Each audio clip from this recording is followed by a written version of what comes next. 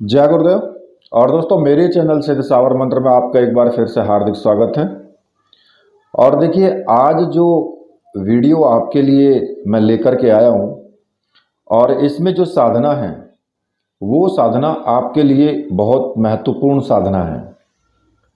और वीडियो को आप इसको पूरी देखना, क्योंकि आधी अधूरी वीडियो अगर आप देखते हैं तो ज्ञान आपका पूर्ण रूप से आपको मिल नहीं पाता और उसकी वजह से फिर आपके समझ में कोई पूरी जो क्रियाएं हैं वो आ नहीं पाती हैं। ये साधना है आद्य विभूषणी योगिनी की साधना। देखिए, जो आद्य विभूषणी योगिनी है वो ये जो साधना मैं आपको बताऊंगा ये एक तंत्रोक्त साधना है और इसमें आपको केवल 3 दिन की साधना है ये। यानी आप एक हफ्ते में एक ही बार साधना करेंगे, उसके बाद फिर दूसरे हफ्ते में आप एक दिन साधना करेंगे, फिर तीसरे हफ्ते में आप एक दिन साधना करेंगे। इस साधना का विधान यही है, ठीक है। ये साधना इसी विधान से की जाएगी, बस केवल 3 दिन की साधना है ये।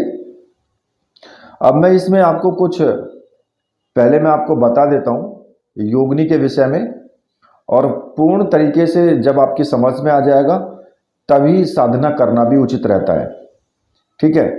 अब देखिए, हाँ, उससे पहले मैं आपको एक बात और बता देता हूँ कि जो अभी कल से यानी 28 तारीख से होला अष्टक शुरू हो जाएंगे और ये होली तक रहेंगे। इसमें आप कोई भी साधना कर सकते हो, कोई भी मंत्र जाप कर सकते हो, चाहे वो साबर हो चाहे वो तंत्रोक्त हो, किसी भी प्रकार की साधना आप कर सकते हो। और इसमें जो रात्रिकालीन साधनाएं हैं वो भी आप कर सकते हो, उनको आप दिन में ही कर सकते हो, क्योंकि होलाष्टक का मतलब ये होता है कि दिन को भी रात्रि ही माना जाता है।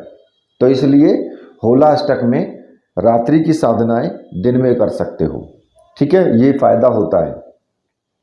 अब आती है बात योगिनी की, जिसकी मैं आपको साधना बता रहा हूं। देखो, जो तंत्र की जो अत्यंत ही उच्च कोटि की जो साधनाएं हैं वो योगिनी के सहचर्य के बिना पूरी नहीं होती हैं।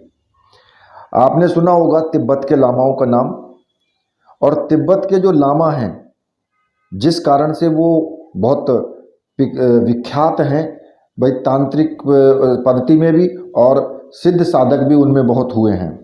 उनके जो मूल है ना, वो मूल आधार जो है वो एक योगिनी साधना ही है, क्योंकि तिब्बत के लामाओं में जो लामा संप्रदाय है उसमें जो है तंत्र दीक्षा केवल मात्र जो है योगिनियों को ही प्राप्त होती है, और उनके साहचर्य में ही रह करके कोई भी तंत्र साधक जो है वो साधना संपन्न कर सकता है। अब देखिए, एक बार क्या हुआ कि एक बार पार्वती ने भगवान शिव से पूछा कि देवताओं के लिए तो स्वर्ग में सभी प्रकार के सुख उपलब्ध हैं, अप्सराएं नित्य उनकी सेवा भी करती हैं, उनके पास कभी न क्षीण होने वाला यौवन प्राप्त है उनको, और समस्त प्रकार की इच्छाएं उनकी जो है पूर्ण होती हैं। जबकि पृथ्वीलोक में जो रहने वाले मनुष्य हैं उनकी सभी इच्छाओं की पूर्ति नहीं हो पाती और वे अपनी अपूर्ण इच्छाओं के साथ में इस जन्म मरण के चक्कर में जो चक्र है इसमें फंसे रहते हैं। तो आप कोई ऐसा उपाय बताएं जिससे कि मनुष्य भी देवताओं के समान तेजस्वी और पराक्रमी बन सकें और उन्हें समस्त प्रकार की जो भी इच्छाएं हैं उनको वो पूर्णता प्रदान कर सकें। अब इसके विषय में भगवान शिव ने क्या उत्तर दिया कि योगिनी साधना ही एकमात्र एक ऐसा उपाय है जिसके माध्यम से जो है मनुष्य अपने समस्त प्रकार की इच्छाओं को पूर्णता देते हुए और भौतिक आध्यात्मिक उपलब्धियों को वो प्राप्त कर सकता है।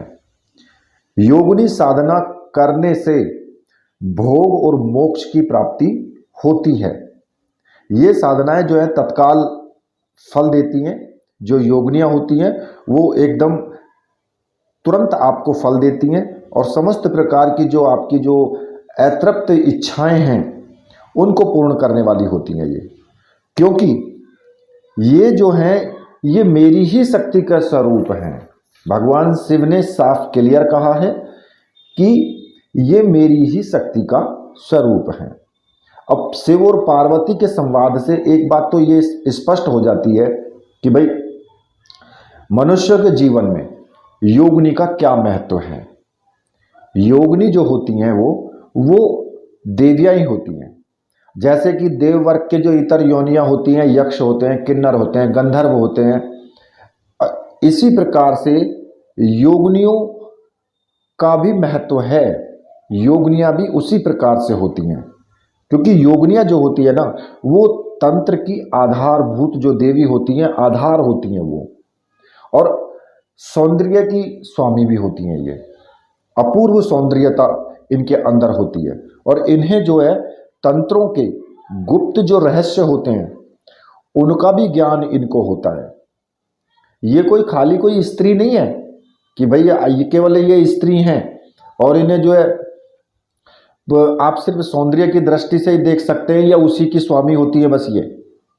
ये जो है जो तंत्र है वो इनके अंदर जो तंत्र के रहस्य होते हैं वो रहस्य इन योगिनियों को सब कुछ पता होता है, जिसकी वजह से इनकी साधना जो है उसका महत्व बहुत ज़्यादा बढ़ जाता है। देखिए, देखने में तो ये भी बिल्कुल एकदम अप्सराओं की तरह होती हैं, बिल्कुल एकदम गोरे रंग की आभा से युक्त इनका चेहरा होता है, और आंखें, बाल हर प्रकार से ये अप्सराओं की तरह होती हैं, अप्सराओं की तरह ही सुंदर दिखती हैं। बिल्कुल एकदम पूरा शरीर जो इनका होता है वो सुडौल ही होता है, क्योंकि जो भी देवियां हैं वो अपनी इच्छा के अनुसार अपना जो शरीर है उसको वो रख सकती हैं। और देखिए, आपको मैं एक बात और यहाँ पर बता देता हूँ कि जो सौंदर्य साधनाओं के रूप में अप्सराओं की, यक्षिणियों की, किन्नरियों की, इनकी साधनाओं के जो विधान होते हैं सौंदर्य के रूप में तो इनको प्राप्त होते ही हैं, ठीक है। ये भी सत्य है कि ये समस्त प्रकार के जो भोग हैं उनको प्रदान करती हैं और आपके जीवन में आनंद की एक वर्षा करती हैं। लेकिन ये सिर्फ आपको मात्र भोग ही प्रदान करती हैं, लेकिन जो योगिनी होती हैं वो आपको भोग तो देती ही देती हैं, साथ ही साथ मोक्ष की भी प्राप्ति इनके द्वारा होती है। और देखिए, इनके द्वारा आपका जैसे वशीकरण हो गया, स्तंभन हो गया, उच्चाटन, मोहन, या फिर इस प्रकार की जितनी भी तंत्र की जो क्रियाएं हैं उनमें ये आपको सहायता प्रदान करती हैं। यहाँ तक कि जो खेचरी विद्या होती है वो भी इनके पास होती है, जैसे कि वायुगमन जो सिद्धि होती है वो भी इनके पास होती है, या फिर भूगर्भ सिद्धि, जैसे कि पृथ्वी के अंदर देखना कि कहाँ पर जो है माया यानी कहाँ पर धन गड़ा हुआ है, उस तरीके की जो सिद्धि हैं वो भी इनके पास होती हैं। रस सिद्धि भी इनके पास में होती है। वशीकरण, स्तंभन तो होता ही होता है, अदृश्य होने की शक्तियाँ भी इन्हीं के पास होती हैं। कहने का मतलब सीधा सा है कि ये हर प्रकार की सिद्धियां इनके पास होती हैं, और अगर इनकी साधना कोई भी व्यक्ति पूर्ण रूप से इनको प्रत्यक्ष करके इनका आशीर्वाद प्राप्त कर लेता है तो फिर आप देखिए कि ये जो देवियां हैं ये बहुत ही आपको एक प्रचंड शिखर पर, एक उच्च कोटि पर आपको पहुंचा देती हैं। और देखिए, यहाँ पर आप एक बात और जान लीजिए कि जो योगिनी साधना होती है वो साधना प्रेमिका रूप में ही जो आप करेंगे, तो प्रेमिका रूप में साधना करने से ही इनकी ज़्यादा शक्तियाँ आपको, अपार शक्तियाँ आपको प्राप्त होती हैं। क्योंकि जो साधना में प्रखरता जो आती है ना, वो केवल प्रेमिका स्वरूप में ही साधना करने पर संभव है। क्योंकि प्रेम का मतलब ये नहीं है और प्रेमिका का मतलब ये नहीं है कि भाई उसमें वासना का कोई स्थान है। प्रेमिका रूप में सिद्ध होने पर ये हर समय आपके साथ रहती हैं, प्रेम स्नेह की वर्षा भी करती हैं और मार्गदर्शन भी आपका करती हैं। लेकिन जो आप प्रेम है, प्रेम को आप वासना का स्थान नहीं दे सकते, क्योंकि वासना तो अपने आप में एक तरीके से आप समझ करके चलिए कि अधोगामी क्रिया है। मतलब कि जो आपका जो शक्ति है वो नीचे की तरफ बहती है, और जो आपकी जो तंत्र साधनाओं के द्वारा जो आप शक्ति प्राप्त करते हैं, जो आप तपोबल प्राप्त करते हैं, वो उसमें ऊर्ध्वगामी क्रिया होती है, वो यानी वो ऊपर की तरफ चलती है, सहस्त्रासार की तरफ। तो तंत्र और वासना ये जो है, ये जीवन के दो ध्रुव हैं, मतलब कि जो आपस में नहीं मिलने वाले हैं, यानी दो छोर हैं ये, एक किनारा दूसरा है, एक किनारा दूसरा है, वो कभी भी नहीं मिल सकते। तो इसलिए तंत्र में वासना का तो कोई स्थान ही नहीं है। भोग का मतलब क्या होता है? कुछ लोग भोग का मतलब ये सोच लेते हैं उसको वासना से जोड़ करके, लेकिन भोग का मतलब वो नहीं है। भोग का मतलब है कि आपको जो एक तरीके से जो आपको धन द्रव्य जो मिलता है उसका आप भोग कर रहे हैं, उसके भोग के अर्थ ये है कि उससे आप जो भी कुछ ऐश्वर्य यानी जीवन का आनंद प्राप्त कर रहे हैं वो भोग है, ना कि इसमें वासना का कोई स्थान है। और देखिए, आप अगर किसी से प्रेम करते हैं तो वो कोई इतनी बड़ी बात नहीं है। जितनी बड़ी बात ये होती है कि कोई आपसे प्रेम कर रहा है। ये आप दो पहलू हैं, सोच करके चलिए कि एक तो ये हो गया कि भाई हम किसी से प्रेम कर रहे हैं, दूसरा ये होता है कि कोई आपसे प्रेम कर रहा है। बड़ी बात वो होती है कि कोई आपसे प्रेम कर रहा है। ये एक अद्भुत अनुभव है कि भाई कोई मुझसे प्रेम कर रहा है, ये सोच जो है। और देखिए, इसी बात को सोच करके जो हमारे ऋषि मुनि हुए हैं, उन्होंने इसी बात को ध्यान में रख करके अप्सराओं की, योगिनियों की जो साधनाएं हैं उनका निर्माण किया है। क्योंकि ये जो जीवन है ये कोलाहल भरा बहुत ऐसा जीवन है कि इस जीवन में प्रेम देने वाली या सच्चा मित्र या कोई सखा या सखी, इसके समान आपसे बैठ करके बातें करने वाली जो अप्सराएं और योगिनियां हैं, उनका जीवन में अगर आपके में आगमन होता है तो उस व्यक्ति का जीवन जो है वो एक उच्च ज्ञान से युक्त हो जाता है। बहुत उच्च ज्ञान उसको प्राप्त होना शुरू हो जाता है। और देखिए, अगर आद्य विभूषण साधना करने पर सहयोगी मित्र रूप में उसे अगर आप प्राप्त कर लेते तो शारीरिक दुर्बलता, मानसिक दुर्बलता ये तो अपने आप ही समाप्त हो जाती है। यानी जीवन जीने की आपके अंदर चाह और उमंग एक आ जाती है। पूरे शरीर में एक विशेष तेज होता है, वाणी में एक विशेष आकर्षण होता है उसकी में। और देखिए, प्रत्येक कार्य में जो आद्य विभूषणी है वो आपकी सहायता भी करती है।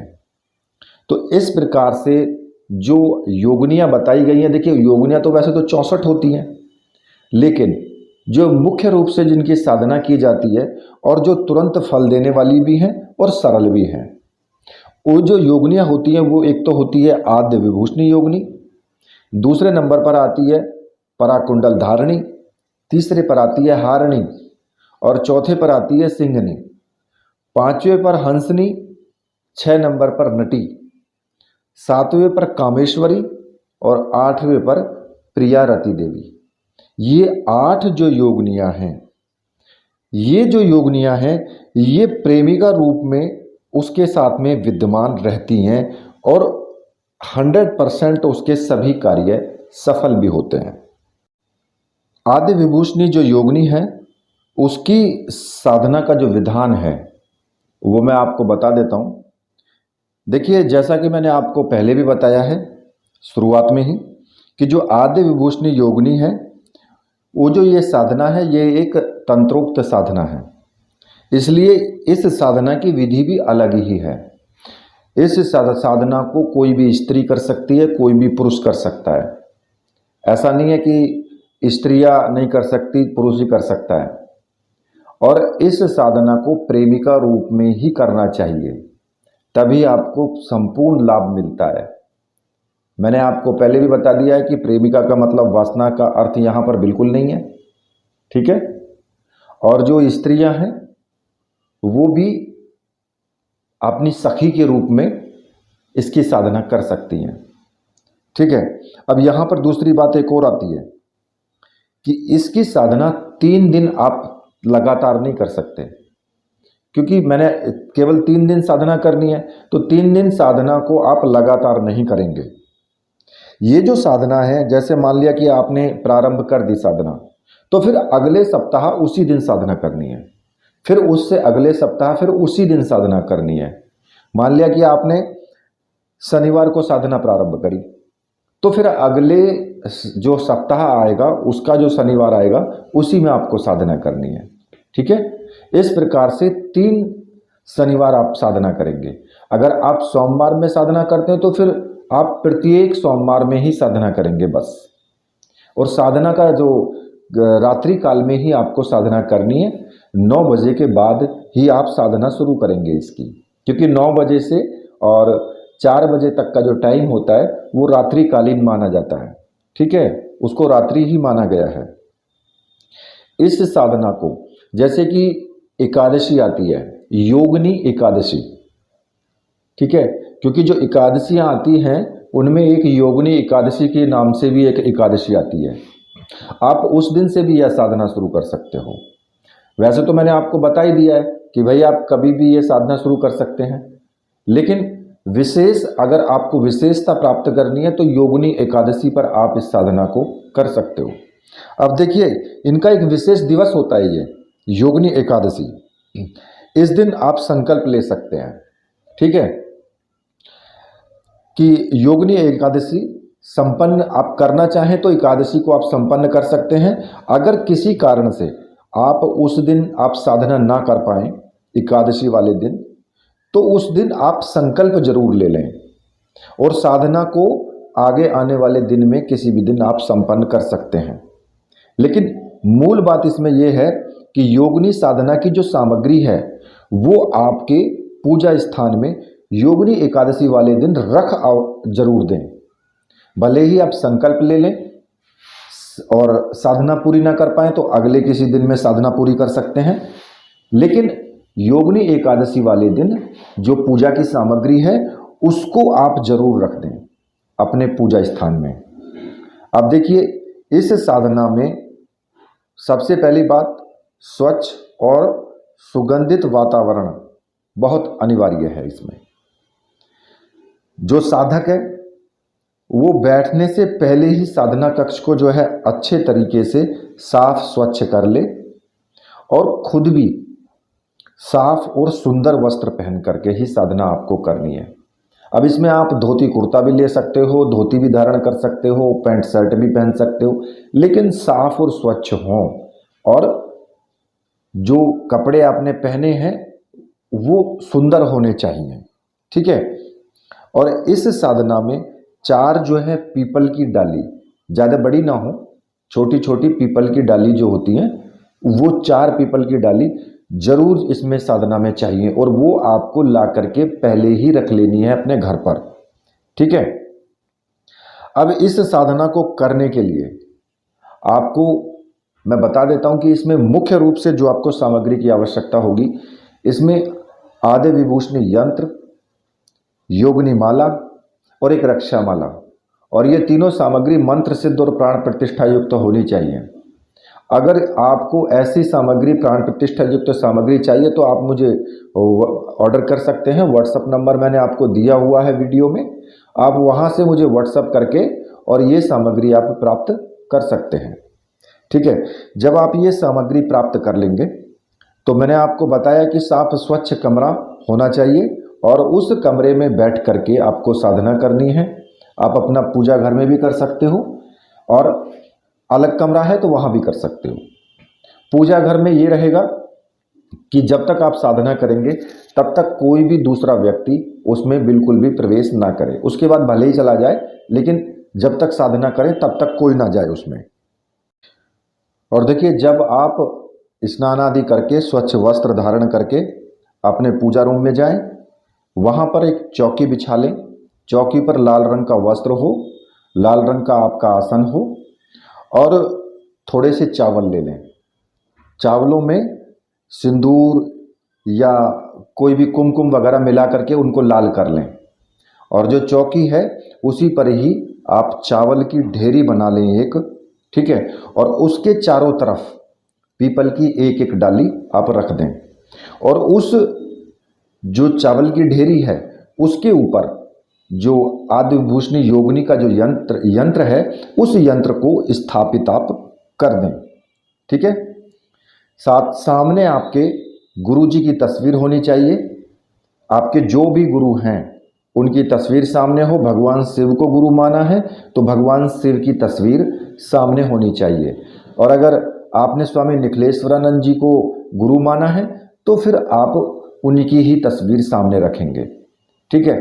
और भगवान शिव को भी गुरु मान करके ये साधना की जा सकती है, क्योंकि ये भगवान शिव की ही शक्तियां हैं। मैंने आपको पहले भी बता दिया है, ये स्वयं भगवान शिव ने ही कहा है। ठीक। अब इसमें जो आपको और सामग्री चाहिए, जैसे कि धूप हो गया, लोबान, इस चीज़ का आप प्रयोग करेंगे। इसमें पूजा का जो स्थान है वो सुगंधित होना चाहिए, वहाँ का वातावरण पूरा सुगंधित होना चाहिए। अब जैसे कि धूप है आपकी, तो वो चंदन की जो धूप आती है वो आप ले लें। ठीक है। इसमें आप दीपक जलाना चाहें तो जला सकते हैं, वरना कोई आवश्यकता है नहीं इसमें। ठीक है। अगर ना भी जलाओगे तो कोई भी आवश्यकता नहीं है। अगर दीपक आप जलाना चाहें तो घी का आप जला सकते हैं। उत्तर दिशा की तरफ आपका मुख होना चाहिए जब आप पूजा करने बैठेंगे। ठीक है। सामने गुरु जी की तस्वीर रखी हुई है। अब आपको सबसे पहले आपको क्या करना है कि गुरु जी की तस्वीर जो है उसका आपको पूजन करना है। गुरु जी से हाथ जोड़ करके आपको प्रार्थना करनी है, मानसिक ध्यान करना है और गुरु जी को धूप दीप से उनका पूजन करना है। साथ में आप पुष्प चढ़ाएं, उनको थोड़े चावल चढ़ाएं, कुमकुम का सिंदूर का टीका लगाएं। ठीक है। और गुरु जी से आपको आशीर्वाद लेना है हाथ जोड़ करके कि गुरुदेव, मैं ये योगिनी साधना करने जा रहा हूँ और इस साधना में मुझे पूर्ण सफलता मिले, मुझे आज्ञा प्रदान कीजिए और आशीर्वाद दीजिए। मानसिक रूप से आशीर्वाद और आज्ञा ले करके फिर आप गुरु मंत्र का एक माला का जाप आपको जरूर करना है।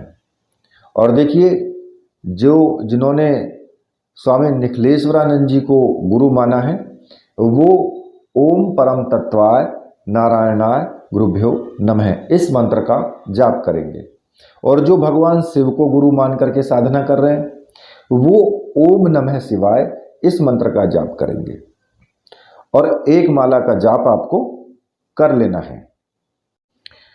इसके बाद आपको क्या करना है कि थोड़े से चावल उल्टे हाथ में लेकर के और सीधे हाथ से मंत्र पढ़ते हुए पूरे कमरे में अपने चारों तरफ बखेर देने हैं आपको। ये एक रक्षा विधान होता है और बहुत तीव्र रक्षा विधान है। चावल बखेरते हुए सभी दिशाओं में आपको जो मंत्र बोलना है, ओम असर्पंतु ये भूता है भूमि संसिता, ये भूता है विघ्न कर्तास्ते नश्यंतु शिवाज्ञा, अपकर्वाणांतु भूतानि पिशाचे सर्वतो दिशम सर्वेशम विरोधेन पूजा कर्म समारंभे। इस मंत्र का जाप करते हुए सभी दिशाओं में चावल फेंक दें तो एक आपका रक्षा विधान हो जाएगा। आपकी जो पूजा घर है उसके अंदर ना तो कोई किसी प्रकार का सर्प बिच्छू किसी भी प्रकार का कोई भी जीव आ सकता है और ना ही कोई भूत प्रेत जो नकारात्मक शक्तियां हैं वो भी आपकी साधना में कोई विघ्न नहीं डाल सकती हैं। देखिए, इस साधना का विधान बहुत छोटा सा विधान है, कोई ज़्यादा बड़ा विधान नहीं है। ठीक है। और आप उसके बाद में रक्षा माला को अपने गले में धारण कर लें। ठीक है। और जो पुष्प आप रखें वो गुलाब के रखें तो अच्छी बात है, सुगंधित पुष्प होने चाहिए। अब इस साधना के लिए जो आपको मंत्र जाप करना है वो भी मैं आपको बता देता हूँ। और अब इसमें आप कहेंगे कि जी संकल्प कैसे लें, तो संकल्प लेने की इसमें आवश्यकता आपको नहीं है, क्योंकि मैं आपको एक गुप्त इस पे यहाँ पर एक रहस्य बताता हूँ कि अगर आपको कोई भी साधना प्रेमी का रूप में सिद्ध करनी है तो आपको मुट्ठियां कस करके बंद करके और क्रोध मुद्रा में आपको जाप में बैठना है। ये आवश्यक होता है कि आपको क्या करना है, एक हाथ में माला होगी, दूसरे हाथ की मुट्ठी को आप कस करके बंद करेंगे और चेहरे पर आपको क्रोध मुद्रा आपकी होनी चाहिए। ठीक है। तो उस मुद्रा में बैठ करके आपको जाप करना है और जाप करने के लिए जो योगिनी माला है उस माला से ही आपको जाप शुरू करना है फिर। ठीक है। अब जो मंत्र आपको जपना है वो मैं आपको बता देता हूं। देखिए मंत्र इस प्रकार से है, हूम हूम ह्रीम योगिनी हूम हूम ह्रीम फट। इस मंत्र का आपको जाप करना है और इस मंत्र का कम से कम 11 माला का जाप आवश्यक है। अब वो आपके ऊपर डिपेंड करता है कि भाई आप 11 माला करते हैं या फिर आप 21 माला भी कर सकते हैं या फिर आप 51 माला भी कर सकते हैं। ये आपके और आपकी क्षमता के ऊपर डिपेंड करता है कि आपकी क्षमता कितनी देर बैठने की है। आप जितनी देर भी मंत्र जाप करेंगे उतनी देर आप एकाग्रता के साथ में, अगर मैं कहूं तो स्टैचू बन करके बिल्कुल एकदम बिना हिले जुले आप मंत्र जाप करें, उसमें आपको ज़्यादा फायदा होता है, जल्दी साधना सिद्ध होती है, अनुभव आपको जल्दी प्राप्त होते हैं। अगर आप साधना काल में मंत्र जाप करते हुए हिलते रहते हैं, आपका ध्यान भंग होता रहता है, तो फिर साधना काल में आपको अनुभव भी कम होते हैं और साधना जल्दी सिद्ध नहीं हो पाती है। ठीक है। और जब आप मंत्र जाप कर लेंगे उसके बाद रात्रि को जो आपको विश्राम करना है वो आपको वहीं पर करना है। जो आपके सामने यंत्र रखा हुआ है, चित्र है, उसके सामने ही आपको वहीं पर पूरी रात्रि विश्राम आपको वहीं करना होगा। अब इसके बाद फिर आपको अगले दिन, अगला जो शनिवार, जैसे कि अगला शनिवार है, शनिवार को अगर आपने की है तो फिर अगले शनिवार को ही आप इसी प्रकार से मंत्र जाप करेंगे। उसके बीच में आप जो नियम हैं उनको तो फॉलो करेंगे ही करेंगे। जो आपका ब्रह्मचर्य व्रत का नियम है वो सब आपको बीच में फॉलो रखने हैं, वो आपको तोड़ने नहीं है। भले ही साधना आप 3 दिन करेंगे लेकिन साधना तो आपकी चालू है ना लगातार, क्योंकि आप लगातार हर हफ्ते कर रहे हो, तो साधना के जो नियम है वो नियम आप जरूर रखेंगे उसमें। अब जब आपका लास्ट वाला शनिवार आएगा, यानी आपका जब तीसरा शनिवार आ जाएगा, तब आपको क्या करना होगा कि जो लाल गुलाब के पुष्पों की माला जो है एक आपको ला करके अपने पास रखनी है। ठीक है। और जब भी योगिनी अगर आपको अप्रत्यक्ष रूप से भी वहां पर आ जाए, मतलब कि एक तो प्रत्यक्ष वाली बात होती है, अगर प्रत्यक्ष ना भी आए, प्रत्यक्ष आ जाए तो अच्छी बात है, अगर प्रत्यक्ष नहीं आती है तो लेकिन अप्रत्यक्ष रूप से आपको पता लग जाता है कि वो अप्रत्यक्ष रूप के आसे आपके आसपास है या आपके शरीर को उसका कोई स्पर्श अनुभव इस प्रकार का हो कि आपको शरीर को किसी प्रकार का स्पर्श हो या आपको अनुभव होने लगे, तो जो लाल पुष्पों की माला है आप उसको अर्पित कर दें। अब अर्पित करने का मतलब क्या है कि जो यंत्र है उस यंत्र के ऊपर उस माला को आप चढ़ा दें, यानी ढेरी को आप बीच में रखें और ढेरी के चारों तरफ वो माला आ जाएगी, यानी कि उस ढेरी को माला पहना दें। ठीक है। और इसके बाद में आप वचन ले लें कि भाई आप जीवन पर्यंत जो है आपका सहयोग मुझे प्राप्त होता रहना चाहिए। ठीक है। और ये जो साधना है ये प्रेमिका रूप में सिद्ध होने पर जो है हर प्रकार का सुख, धन लाभ सब कुछ आपको मिलता है। सबसे अधिक जो महत्व है वो प्रेमिका रूप में ही की गई जो आद्य विभूषणी योगिनी की साधना है उसका है। इससे क्या होता है कि साधक के जितने भी कार्य हैं, आशाएं हैं, सब सफल होती हैं और जीवन में उसके जो है एक उमंग, एक उत्साह भरा रहता है। अब इस साधना में जो आपके नियम हैं वो आपको जो फॉलो करने हैं, वो आपके नियम फॉलो यही होंगे कि भाई किसी से ईर्ष्या नहीं करना, किसी से द्वेष नहीं रखना, किसी के साथ धोखाधड़ी नहीं करनी है। ठीक है। ये इसी प्रकार के आपके पूरे नियम आपके रहेंगे इसमें। ठीक है। तो ये साधना आप करिए, बहुत अच्छी साधना है। इसी के साथ अब मैं वीडियो को यहीं पर समाप्त करता हूँ। तो मेरे साथ बोलिए बोलिए वीर बजरंगबली हनुमान जी महाराज की जय, बोलिए मेरे परमहंस गुरुदेव की जय।